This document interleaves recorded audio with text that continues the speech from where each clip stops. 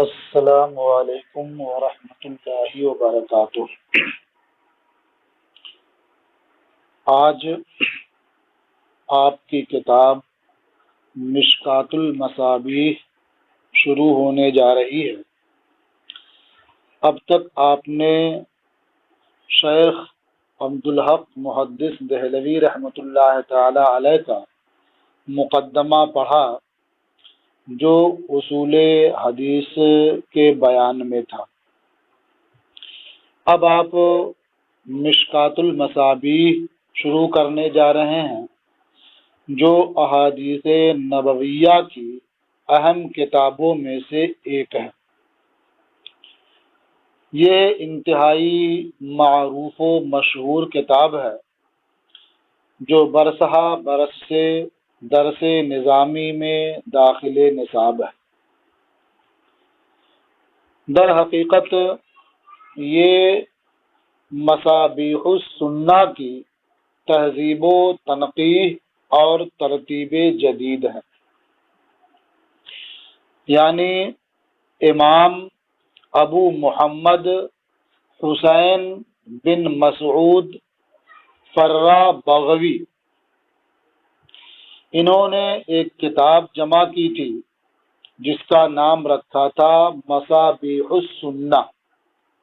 مصابیح یہ مصباح کی جمع ہے جس کے معنی ہے چراغ، تو مصابیح السنہ کا مطلب ہوا سنت کے چراغ۔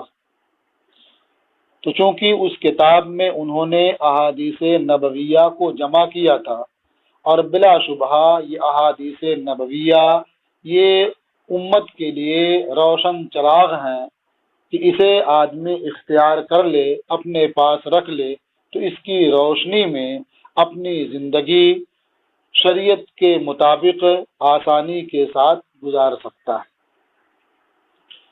تو مصابیح السنہ بہت اہم اور معتبر کتاب تھی، لیکن اس میں دشواری یہ تھی کہ مصنف یعنی محی السنہ ابو محمد حسین بن مسعود بغوی نے اس میں سند کا ذکر نہیں کیا تھا، اور اس بات کا بھی ہر حدیث سے متعلق ذکر نہیں تھا کہ یہ حدیث کس نے تخریج کی ہے۔ اس لحاظ سے بہت محدثین نے اس پر تنقید بھی کی۔ اس لیے شیخ خطیب تبریزی رحمۃ اللہ تعالی علیہ نے اس کی تہذیب و تنقیح کا کام کیا اور کچھ اضافے کے ساتھ ایک نئی کتاب تیار کی جس کا نام رکھا مشکات المصابیح۔ تو مشکات المصابیح کے جامع اور مؤلف یہ ولی الدین محمد بن عبداللہ خطیب تبریزی رحمۃ اللہ تعالی علیہ۔ تو آج آپ کو دونوں حضرات کے تعلق سے مختصر معلومات حاصل کرنی ہے، دونوں کتابوں کی احادیث سے متعلق معلومات حاصل کرنی ہے، پھر اس کے بعد کتاب کا خطبہ پڑھنا ہے اور کتاب شروع کر دینی ہے۔ مصابیح السنہ کے مصنف یہ امام ابو محمد حسین بن مسعود فرہ بغوی کی ولادت 433 ہجری میں ہوئی اور ان کی وفات راجح قول کے مطابق 516 ہجری میں ہوئی۔ انہیں فرہ بغوی ان کے نام کے ساتھ لکھا جاتا ہے، اور وہ ابن الفرہ اور فرہ کے نام سے مشہور بھی ہیں۔ فرہ یہ فا پر زبر اور را پر تشدید کے ساتھ۔ فرہ کے معنی ہے پوستین بنانے والا، اسے سینے والا، اسے بیچنے والا، اسے فرہ کہتے ہیں۔ چونکہ ان کے والد گرامی پوستین بنانے کا کام کیا کرتے تھے، اسے سلتے تھے، بیچتے تھے، اس اعتبار سے انہیں ابن الفرا کہا جاتا ہے اور خود فرا کے نام سے بھی یاد کیا جاتا ہے۔ اور بغوی یہ ایک گاؤں ہے ہرات اور مرو کے درمیان، بغشور یعنی با پر زبر، غین ساکن اور شین پر پیش، بغشور نام کا ایک گاؤں ہے جو ہرات اور مرو کے درمیان پڑتا ہے۔ اسی گاؤں کی طرف نسبت کرتے ہوئے انہیں بغوی کہا جاتا ہے۔ ان کا لقب محی السنہ ہے، یعنی مصابیح السنہ کے مصنف کا لقب ہے محی السنہ۔ اس لقب کی وجہ بیان کرتے ہوئے علماء نے فرمایا کہ انہوں نے ایک کتاب لکھی شرح السنہ، جب اس کی تالیف سے ترتیب سے فارغ ہوئے تو خواب میں نبی کریم صلی اللہ تعالی علیہ وسلم کی زیارت نصیب ہوئی۔ حضور رحمت عالم صلی اللہ تعالی علیہ وسلم نے ارشاد فرمایا، احیاک اللہ کما احییت سنتی، اللہ تبارک و تعالی تمہیں ایسے ہی زندگی بخشے جس طرح سے تو نے میری سنت کو زندگی بخشی، زندہ کیا۔ تو چونکہ خواب میں حضور رحمت عالم صلی اللہ علیہ وسلم نے ان کے تعلق سے فرمایا احییت سنتی، تو اس کی مناسبت سے آپ کا لقب ہو گیا محی السنہ، یعنی سنت کو زندہ کرنے والے، سے زندگی بخشنے والے، عطا کرنے والے۔ یہ ابو محمد حسین بن مسعود فرا بغوی مذہب شافعی کے فقیہ بھی تھے، مفتی بھی تھے۔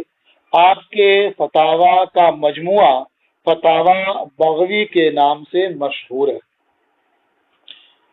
آپ کی اس کتاب یعنی مصابیح السنہ میں کل 4434 احادیث تھیں۔ اس میں آپ نے ہر کتاب میں دو حصے رکھے تھے، یا یہ کہہ سکتے ہیں کہ دو فصلیں تھیں، دو قسمیں تھیں۔ ایک کا نام رکھا تھا انہوں نے صحاح، اور ایک کا نام رکھا تھا حسان۔ صحاح والے حصے میں یا اس قسم میں وہ ان حدیثوں کو ذکر کرتے تھے جسے امام بخاری اور امام مسلم دونوں نے اپنی اپنی صحیح میں تخریج کی، یا دونوں میں سے کسی ایک نے تخریج کی تھی۔ اور ان کے علاوہ جو باقی ائمہ جن کی احادیث انہوں نے مصابیح السنہ میں جمع کی تھی، ان کی احادیث جہاں رکھتے تھے تو اس کا نام رکھا تھا حسان۔ تو گویا دوسری قسم جس کا نام حسان رکھا تھا اس میں باقی محدثین کی حدیثیں یہ رکھتے تھے۔ لیکن ہر حدیث کے آخر میں یہ حوالہ نہیں ہوتا تھا کہ اس کی تخریج کس نے کی ہے، شیخین نے کی ہے یا ان میں کسی ایک نے کی ہے یا ان کے علاوہ کسی نے کی ہے۔ اگرچہ قسم سے یعنی صحاح اور حسان جو ان کے عناوین تھے، ان عناوین کو دیکھ کر کے یہ طے ہو جاتا تھا کہ اگر صحاح کے اندر مذکور ہے تو اس کا مطلب یہ ہے کہ شیخین نے اس کی تخریج کی ہے یا کم از کم ان میں سے کسی ایک نے تخریج کی ہے۔ اور اگر حسان والی قسم میں وہ حدیث ہے تو اس کا مطلب یہ ہوتا تھا کہ ان شیخین کے علاوہ جن باقی ائمہ کی کتابوں سے انہوں نے حدیث نقل کی ہے ان میں سے کسی نے تخریج کی ہے اس کی۔ اور دوسری چیز یہ بھی تھی کہ وہ حدیث کس صحابی سے مروی ہے، یا اگر وہ موقوف ہے یا مقطوع ہے تو کس صحابی کا قول ہے یا کس صحابی سے وہ منقول ہے۔ تو ان چیزوں کا بیان نہیں تھا، صرف متن کا ذکر کر دیا تھا، جس کی وجہ سے بہت سے لوگوں نے تنقید کی۔ تو شیخ خطیب تبریزی نے اس میں تھوڑی محنت کی اور جو اس کے راوی تھے جن صحابی سے وہ حدیث مروی تھی ان کا نام ذکر کر دیا، اور جنہوں نے اس کی تخریج کی تھی آخر میں اس کا بھی ذکر کر دیا۔ اور اپنی کتاب میں انہوں نے 3 فصلیں قائم کی۔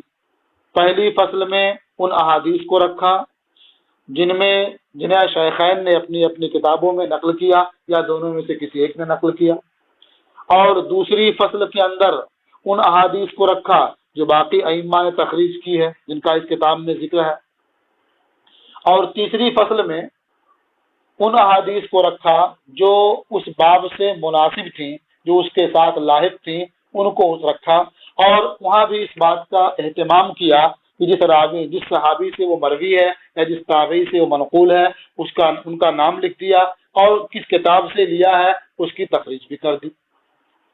تو اس طرح سے انہوں نے اتنا اضافہ کیا، اور یہ کتاب مشکات المصابیح کی شکل میں آپ کے سامنے آج ہے۔ ان کی نسبت جو تبریزی ہے، یہی زبان زد ہے تبریزی، لیکن کہا یہ جاتا ہے کہ اصح یہ ہے کہ یہ بجائے تبریزی کے تبریزی ہو، تبریزی، اس لیے کہ یہ منسوب ہے ایک گاؤں تبریز کی طرف، تبریز، تا پر زیر، با ساکن اور را پر زیر، تبریز کی طرف یہ منسوب ہے۔ یہ اذربائیجان کا ایک مشہور شہر ہے تبریز، اسی کی طرف نسبت کرتے ہوئے انہیں تبریزی کہا جاتا ہے، لیکن مشہور یہ ہے تاکہ فتح کے ساتھ، اور تبریزی کہا جاتا ہے۔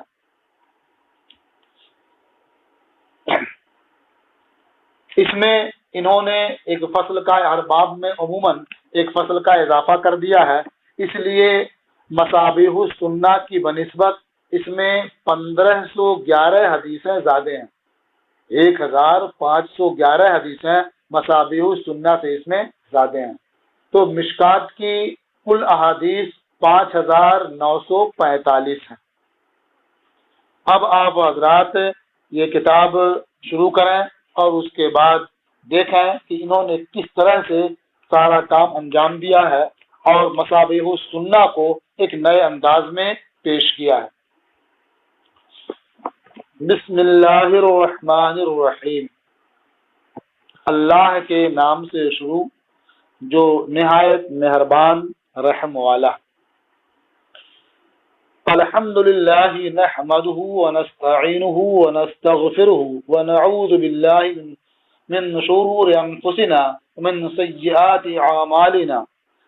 تمام تعریفیں اللہ کے لیے ہیں، ہم اس کی حمد کرتے ہیں، اس سے مدد چاہتے ہیں، اس سے بخشش مانگتے ہیں، اور اللہ کی پناہ چاہتے ہیں اپنی جانوں کی شرارتوں سے اور اپنے اعمال کی برائیوں سے۔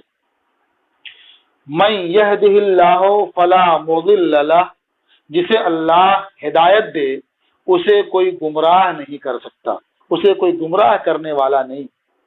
ومن یضلل فلا ہادی لہ، یضلل کے اوپر یہ نون بنا ہوا ہے، یہ اشارہ ہوتا ہے اس بات کی طرف کہ اس کا کوئی نسخہ اور ہے جس میں لفظ بدلا ہوا ہے، حاشیے میں پھر نون بنا کر کے اس کی جانب اشارہ کر دیا جاتا ہے۔ جیسے یہاں آپ دیکھ رہے ہیں کہ متن میں لکھا ہے، یہاں کتاب میں یضلل، اور حاشیے میں لکھا یضلل ہو، تو معلوم ہوا کہ دو نسخے میں دو طرح سے۔ وَمَن يُضْلِلْ فَلَا هَادِيَ لَهُ، یا من یضلل ہو فلا ہادی، جسے اللہ تعالیٰ بے راہ کر دے اسے کوئی ہدایت نہیں دے سکتا، اسے کوئی ہدایت دینے والا نہیں ہے۔ وَأَشْهَدُ أَن لَا إِلَٰهَ إِلَّا اللَّهُ، اور میں اس بات کی شہادت دیتا ہوں کہ اللہ کے سوا کوئی معبود نہیں ہے۔ شہادتاً تکون للنجات وسیلہ، ایسی شہادت جو نجات کے لیے وسیلہ ہوگی، والرفع درجات کفیلہ، اور درجات کی بلندی کی ضامن ہوگی، یعنی یہ شہادت آخرت میں نجات کا وسیلہ بنے گی اور دنیا میں بھی رفع درجات کی ضامن ہوگی شہادت۔ وَأَشْهَدُ أَنَّ مُحَمَّدًا عَبْدُهُ وَرَسُولُهُ، اور میں اس بات کی شہادت دیتا ہوں کہ محمد صلی اللہ علیہ وآلہ وسلم اللہ کے بندے اور اس کے رسول ہیں۔ الذی بعثہ وطرق الایمان قد عفت آثارها، جنہیں اللہ نے مبعوث فرمایا اس حال میں کہ ایمان کے راستوں کے نشانات مٹ چکے تھے۔ طرق الایمان قد عفت آثارها، آثار نشانات، تو ایمان کی راہوں کے نشانات مٹ چکے تھے۔ وہ خبت انوارها، اور ان کے انوار بجھ چکے تھے۔ وہ وہنت ارکانها، اور اس کے ارکان کمزور ہو چکے تھے، گر چکے تھے۔ وہ جہلا مکانها، اور اس کی جگہ نامعلوم ہو چکی تھی۔ تو یہ ساری چیزیں تھیں۔ ایسے حال میں اللہ رب العزت نے حضور نبی کریم صلی اللہ تعالی علیہ وسلم کو مبعوث فرمایا، فشید صلوات اللہ علیہ وسلامہ من معالمها ما عفا۔ تو حضور نبی کریم صلی اللہ تعالی علیہ وسلم نے ان راہوں کے نشانات میں جو مٹ چکے تھے، جو روپوش ہو چکے تھے، انہیں ظاہر کیا، پختہ کیا۔ صلوات اللہ علیہ وسلم، ان پر اللہ تعالیٰ کی رحمتیں ہوں اور اس کی جانب سے سلامتی ہو۔ وشفا من العلیل فی تائید کلمۃ التوحید من کان علی شفا، اور کلمہ توحید کی تائید میں اس شخص کو بیماری سے شفا بخشی جو ہلاکت کے دہانے پر تھا، یعنی جو جہنم کے گڑھے میں گرنے کے قریب تھا، اسے بچایا اور اسے بیماری سے شفا بخشی۔ وَأَوْضَحَ سَبِيلَ الْهِدَایَةِ لِمَنْ أَرَادَ أَنْ يَسْلُكَهَا، اور ان سب کے لیے ہدایت کے راستے کو واضح کر دیا جو ہدایت کا راستہ طے کرنا چاہے، چلنا چاہے، یا جو چلنا چاہیں، طے کرنا چاہیں، ان سب کے لیے ہدایت کے راستے کو واضح کر دیا۔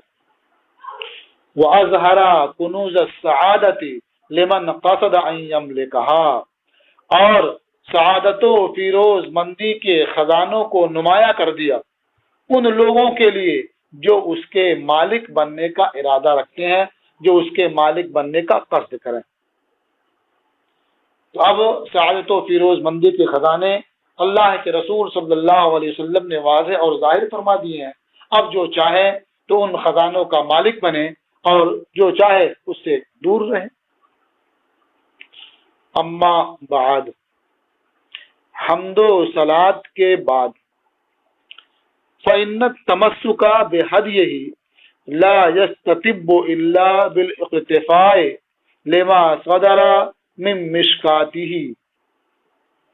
ہدی کا معنی سیرت، نبی کریم صلی اللہ تعالی علیہ وسلم کی سیرت کو مضبوطی سے اختیار کرنا، لا یستتب، یہ کامل طور پر نہیں ہو سکتا، الا بالاقتفاء لما صدر من مشکاته، مگر اس کی اتباع کرنے ہی سے جو حضور کے قلب مبارک سے صادر ہوئی، جو احادیث حضور کے قلب مبارک سے صادر ہوئی ہیں، جو کلمات آپ کے سینے سے نکلے ہیں، ان کی اتباع کرنے سے ہی آپ کی سیرت کو مضبوطی سے تھاما جا سکتا ہے۔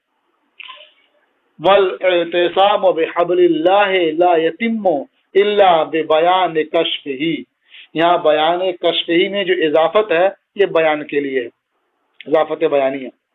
اور اللہ کی رسی یعنی قرآن کو مضبوطی سے پکڑنا نہیں ہو سکتا مگر اس کے بیان کے ذریعہ، یعنی نبی کریم صلی اللہ تعالی علیہ وسلم کے کشف و بیان کے ذریعہ ہی اللہ تعالیٰ کی رسی کو یعنی قرآن پاک کو مضبوطی سے تھاما جا سکتا ہے، پکڑا جا سکتا ہے، یعنی ان پر عمل کیا جا سکتا ہے۔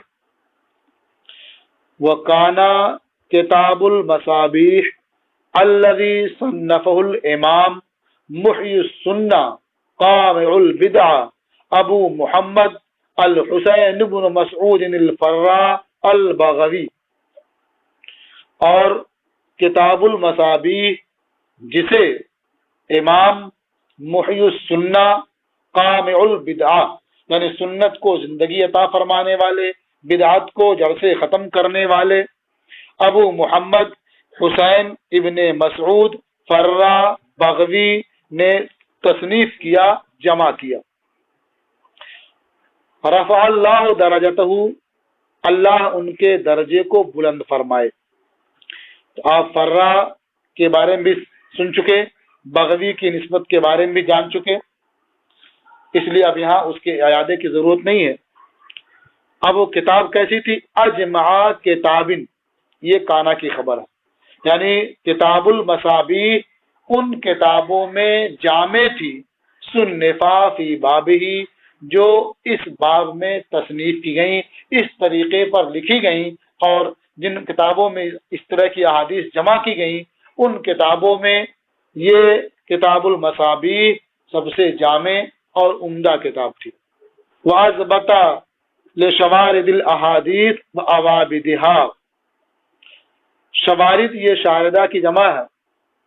شاردہ کہتے ہیں اس وحشی جانور کو جو بہت تیزی سے نکل بھاگتا ہے، اور عوابد بھی شوارد ہی کے معنی میں ہے، وہی عکس بھی کیا ہے؟ تفسیر اور توضیح کے لیے۔ تو ان احادیث کو زیادہ محفوظ کرنے والی کتاب ہے جو ذہنوں سے بہت جلدی نکل جاتی ہیں اور ذہنوں سے دور ہو جاتی ہیں۔ یہ شوارد اس لحاظ سے کہا گیا ہے العلم صید والکتابۃ قید، یعنی علم شکار ہے اور لکھ لینا یہ اسے قید کر لینا، یعنی علم آپ حاصل کریں اگر اسے لکھ کر کے محفوظ نہ رکھیں تو بہت جلدی وہ ذہن سے علم ڈوبوش ہو جاتا ہے، نکل جاتا ہے، اور آپ کو اس کا اندازہ بھی نہیں ہوتا ہے، لیکن جب لکھ لیتے ہیں تو وہ محفوظ رہتا ہے۔ تو اسی حساب سے شوارد حدیث کہا کہ احادیث بھی جب آدمی یاد کرتا ہے تو ایسا لگتا ہے کہ اب نہیں بھولیں گی، لیکن جب اس کی جانب توجہ نہیں ہوتی ہے تو بہت جلدی اس کے کلمات ذہن سے نکل جاتے ہیں۔ تو یہ کتاب ان نکل جانے والے کلمات کو خوب محفوظ کرنے والی ہے۔ وَأَثْبَتَ لِشَوَارِدِ الْأَحَادِيثِ وَأَوَابِدِهَا، اور ذہنوں سے نکل جانے والی احادیث کو خوب محفوظ کرنے والی۔ وَلَمَّا سَلَكَ رضی اللہ عنہ طریق الاختصار وحذف الاسانید، کتاب تو بہت عمدہ تھی، بہت بہتر تھی، پھر مشکات کی ضرورت کیوں پیش آئی؟ اس کی وجہ کہتے ہیں اور جب مصنف رحمت اللہ تعالی علیہ نے اختصار کا طریقہ اختیار کیا اور اسانید کو حذف کر دیا، یعنی احادیث کی صرف متون کو ذکر کیا اور اسانید بالکل حذف کر دی، تکلم فیہ بعض النقاد، تو بعض تنقید کرنے والوں نے اس کتاب کے بارے میں کلام کیا، اعتراض کیا۔ وَإِنْ كَانَ نَقْلُهُ كَالْإِسْنَادِ، اور درمیان میں وَإِنَّهُ مِنَ الثِّقَاتِ، یہ جملہ معترضہ ہے۔ اگرچہ ان کا یعنی محی السنہ کا حدیث نقل کرنا سند ذکر کرنے کی طرح سے ہے، یعنی وہ اس پائے کے اس درجے کے محدث ہیں کہ ان کا کسی حدیث کو اپنی کتاب میں نقل کرنا ہی اس کی سند ذکر کرنے کی طرح سے ہے۔ وَإِنَّهُ مِنَ الثِّقَاتِ، یقیناً وہ ثقہ محدثین میں سے، لیکن پھر بھی سند نہیں تھی تو کچھ فرق تو پڑے گا ہی۔ کہتے ہیں لیکن لیسا ما فیہا اعلام کالاغفال، لیکن وہ کتاب جس میں نشانات ہیں وہ اس کتاب کی طرح سے نہیں ہے جس میں نشانات نہیں ہیں۔ اعلام یہ علم کی جمع ہے جس کا معنی ہوتا ہے نشان، یہ نشان جو راہوں میں لگا دیتے ہیں تاکہ سفر کرنے والوں کے لیے اس سے رہنمائی ملتی رہے، ہدایت ملتی رہے۔ اور اغفال یہ غفلن کی جمع ہے، غفلن کے وزن پر۔ اغفال کا معنی وہ زمین ہے جہاں کوئی نشان نہ ہو، کسی عمارت کی نشان علامت نہ ہو اور کوئی اس طرح کا نشان نہ ہو جس سے سفر کرنے والوں کو راستہ طے کرنے میں آسانی ہو۔ تو ما فیہ اعلام جس میں نشانات ہیں وہ اس کی طرح سے نہیں ہے جس میں نشانات نہیں ہیں۔ وہ کہنا یہ چاہتے ہیں کہ مصابیح السنہ میں نشانات نہیں تھے، کس صحابی سے مروی ہے، کس کتاب میں ہے، یہ نشانات نہیں تھے، اور مشکات میں وہ نشانات موجود ہیں۔ تو اب یہ کہہ سکتے تھے کہ جس میں نشانات نہیں ہیں وہ اس کتاب کی برابری نہیں کر سکتی جس میں نشانات ہیں، لیکن انہوں نے ایسا نہیں کہا، بلکہ ادب کو پورے طور ملحوظ رکھا اور فرمایا کہ جس کتاب میں نشانات ہیں یہ کتاب اس کی طرح سے نہیں ہے جس میں نشانات نہیں ہے، یعنی مشکات یہ مصابیح السنہ کی طرح سے نہیں ہے۔ فاستخرت اللہ واستوفقت منہ، تو میں نے اللہ سے خیر کا سوال کیا، خیر کو طلب کیا اور اس سے توفیق مانگی۔ فَأَعْلَمْتُ مَا أَغْفَلَهُ، تو میں نے ان سب کو پر نشان لگا دیا جن کو انہوں نے چھوڑ دیا تھا۔ فَأَعْلَمْتُ مَا أَغْفَلَهُ، تو میں نے ان سب کو بتا دیا، ان سب کو نشان زد کر دیا، ما أغفله، جس کو انہوں نے چھوڑ دیا تھا، ترک کر دیا تھا۔ فَأَوْدَعَتُ كُلَّ حَدِيثٍ مِّنْهُ فِي مَقَرِّهِ، تو میں نے مصابیح کی ہر حدیث کو اس کی جگہ میں رکھ دیا، یعنی مصابیح السنہ میں جو حدیث جہاں تھی میں نے مشکات میں بھی وہ حدیث وہیں رکھی ہے۔ کما رواہ الائمۃ المتقنون والثقات الراسخون، جس طرح سے اس حدیث کی روایت کی ہے پختہ علم رکھنے والے ائمہ اور ثابت حافظہ رکھنے والے فقہ محدثین نے۔ اب وہ کون ہے ایسے ائمہ؟ کہتے مثل ابی عبداللہ محمد ابن اسماعیل البخاری، مثلا ابو عبداللہ محمد بن اسماعیل بخاری، اور ابو الحسین مسلم بن حجاج قشیری، اور ابو عبداللہ مالک بن انس اصبحی، اور ابو عبداللہ محمد بن ادریس شافعی، اور ابو عبداللہ احمد بن محمد ابن حنبل شیبانی، اور ابو عیسیٰ محمد بن عیسیٰ ترمذی، اور ابو داود سلیمان ابن اشعث سجستانی، اور ابو عبد الرحمن احمد بن شعیب نسائی، اور ابو عبداللہ محمد بن یزید ابن ماجہ قزوینی، اور ابو محمد عبداللہ ابن عبد الرحمن دارمی، اور ابو الحسن علی بن عمر دارقطنی، اور ابو بکر احمد بن حسین بیہقی، اور ابو الحسن رزین ابن معاویہ ابدری، اور ان کے علاوہ دوسرے محدثین۔ فرماتے ہیں وَقَلِيلٌ مَا ہوا، ان کے علاوہ جو دوسرے محدثین ہیں ان کی تعداد کم ہے جن کی حدیث اس کتاب میں نقل کی گئی۔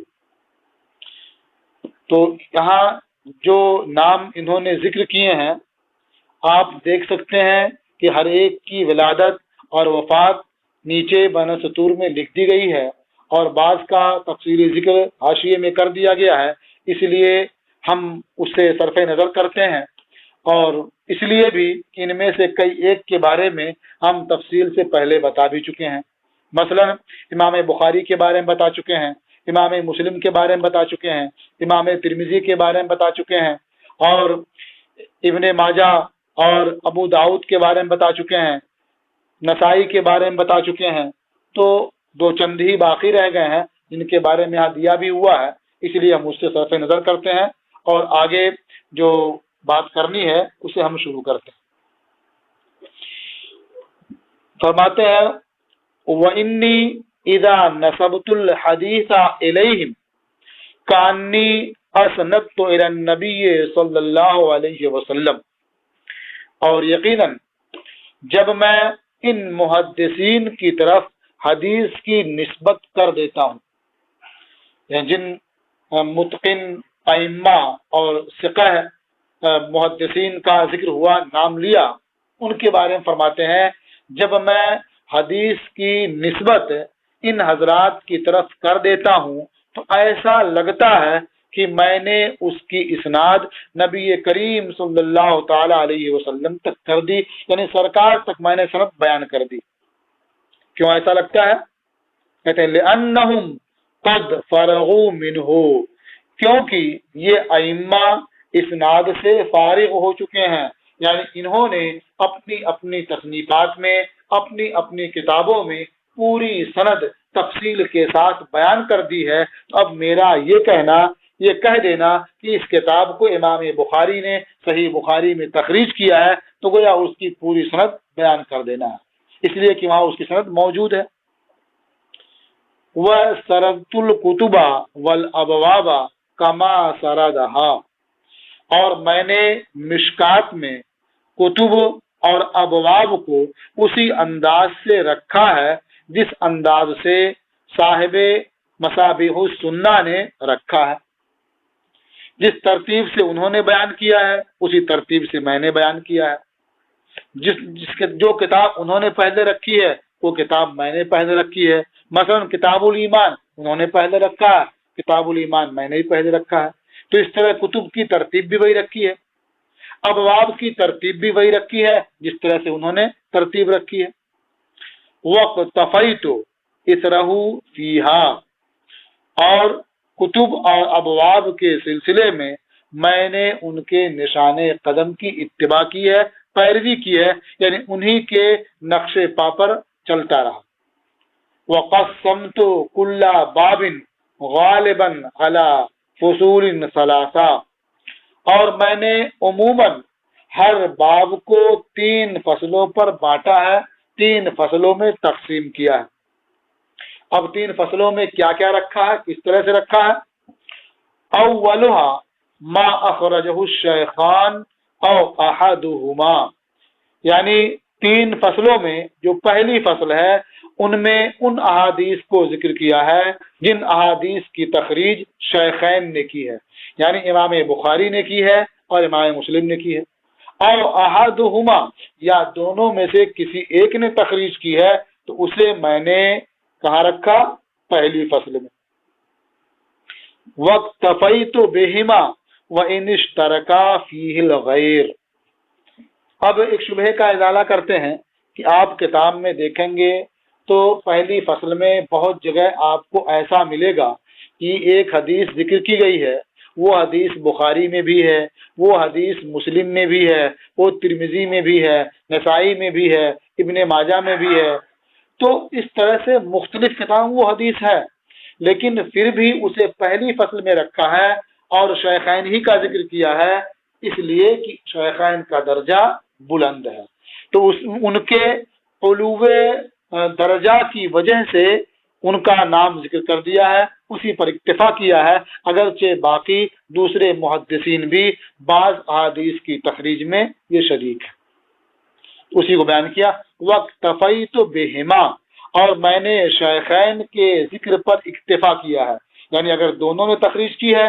دونوں کا نام لے لیا، متفق علیہ کہہ دیا مثلا، اور اگر دونوں میں سے کسی ایک نے اس کی تخریج کی ہے تو ان کا نام لے لیا، دوسرے محدث کا نام نہیں لیا اگرچہ انہوں نے بھی تخریج کی ہو۔ کہتے ہیں وَإِنِ اشْتَرَكَا فِيهِ الْغَيْرُ، اگرچہ دوسرے محدث بھی اس میں شریک ہوں۔ کیوں ایسا کیا؟ لِعُلُوِّ دَرَجَتِهِمَا، ان پھر روایت کے باب میں ان دونوں کا درجہ بلند ہونے کی وجہ سے۔ وَثَانِيهَا مَا أَوْرَدَهُ غَيْرُهُمَا، اور ان میں دوسری فصل وہ ہے جس میں ان دونوں کے علاوہ مذکور ائمہ کی احادیث کو ذکر کیا ہے، یعنی شیخین کے علاوہ جن ائمہ کا ذکر یہاں کیا گیا ہے تو ان ائمہ کی احادیث کو دوسری فصل میں ذکر کیا ہے، رکھا ہے۔ وَثَالِثُهَا مَشْتَمَلَ عَلَى مَعْنَى الْبَابِ مِن مُلْحَقَاتٍ مُنَاسِبَةٍ مع محافظت علی الشریعہ، اور تیسری فصل وہ ہے جو مشتمل ہے معنی باب پر، یعنی ان احادیث کو اس میں رکھا ہے، ان احادیث کو ذکر کیا ہے جو احادیث معنی باب پر مشتمل ہیں، مثلا مناسب ملحقات، جو باب گزر چکا، جو باب قائم کیا گیا اور 2 فصلیں اس کے تحت آ چکی، ان میں احادیث نقل کی گئیں، تو اس کے مناسب کوئی اور حدیث ہمیں معلوم ہوئی تو ہم نے وہاں ذکر کر دیا اور اسے تیسری فصل میں رکھا۔ لیکن اس میں بھی ہم نے شرط کی حفاظت کی ہے، مع محافظت علی الشریطہ، اس شرط کی حفاظت کے ساتھ، یعنی وہاں بھی ہم نے وہی کام کیا ہے کہ جس سے وہ حدیث مروی ہے ان کا نام کر دیا ہے، اور جس کتاب سے ہم نے اسے لیا ہے اس کتاب کا بھی حوالہ دے دیا ہے۔ وَإِنْ كَانَ مَاثُورًا عَنِ السَّلَفِ وَالْخَلَفِ، اگرچہ وہ حدیث منقول ہو سلف سے اور خلف سے۔ سلف کا مطلب جو متقدمین ہے یعنی صحابہ کرام، اور خلف سے مراد متاخرین یعنی تابعین۔ گویا وہ حدیث جس سے بھی منقول ہو، ہم نے اس شرط کا لحاظ رکھا ہے، شروع میں اس راوی کا ذکر کر دیا ہے اور آخر میں جس کتاب سے لیا ہے اس کتاب کا ذکر کر دیا ہے۔ تو اس شرط کی رعایت کے ساتھ ہم نے ہر باب کو عموماً 3 فصلوں میں تقسیم کیا ہے، الگ الگ فصلوں میں اس طرح سے حدیثیں رکھی ہیں۔ تو اب یہاں فرق کیا ہوا مصابیح السنہ اور مشکات المصابیح میں؟ آپ غور کریں گے تو 2-3 طرح کا فرق آپ کے سامنے آئے گا۔ مثلا ایک فرق یہ آئے گا کہ مصابیح السنہ میں صرف 2 قسمیں تھیں، ایک صحاح کی اور ایک حسان کی، اور اس میں ہر باب میں 3 فصل ہیں، تو ایک فرق یہ ہو گیا۔ دوسرا فرق یہ نظر آئے گا کہ مصابیح السنہ میں صرف متن احادیث منقول ہیں، اور کس صحابی سے وہ حدیث مروی ہے یا کس تابعی سے اس کا ذکر اس میں نہیں ہے۔ اس میں صحابی کا ذکر کر دیا گیا ہے جن سے وہ حدیث مروی ہے۔ مصابیح السنہ میں اس کا ذکر ہر حدیث کے ساتھ نہیں ہے کہ اس کی تخریج کس نے کی ہے، اس میں اس کا بھی اہتمام کیا گیا ہے کہ اس حدیث کی تخریج کس نے کی ہے، ہر حدیث کے ساتھ اس کا ذکر کر دیا گیا ہے۔ اس طرح سے کچھ فرق ہے، ورنہ عام طور پر اس کی اتباع کی ہے جو مصابیح السنہ نے طرز اختیار کیا تھا۔ اب اس کے بعد کچھ اور چیزوں کے بارے میں یہ بیان کریں گے کہ جو ہم نے کچھ کہا ہے ابھی، اگر اس میں کہیں آپ کو فرق محسوس ہو تو فرق کیوں ہوگا اس کی وجہ یہ آگے بیان کرتے ہیں، جو انشاءاللہ کل آپ پڑھیں گے۔ السلام علیکم ورحمۃ اللہ تعالی وبرکاتہ۔